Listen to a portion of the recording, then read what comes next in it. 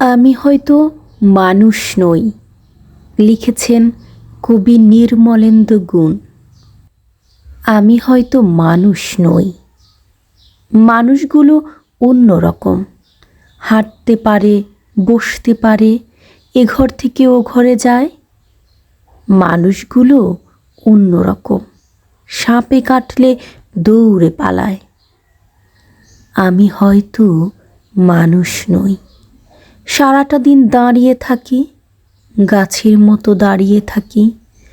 সাপে কাটলে টের পাই না, সিনেমা দেখে গান গাই না। অনেক দিন বরফ মাখা জল খাই না। কি করে তাও বেঁচে থাকছি? ছবি আঁকছি, সকালবেলা দুপুরবেলা অবাক করে সারাটা দিন বেঁচেই আছি। আমার মতে অবাক লাগে।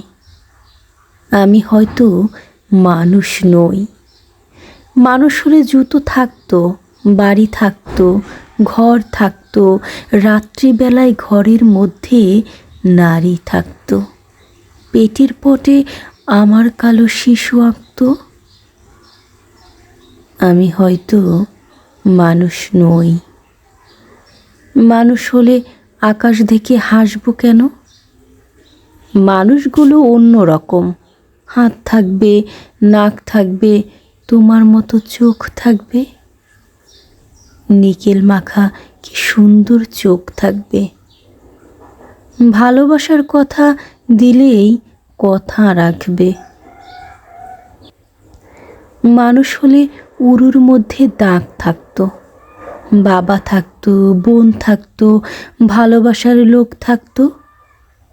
হঠাৎ করে মরে যাবার ভয় থাকতো। আমি হয়তো মানুষ নই।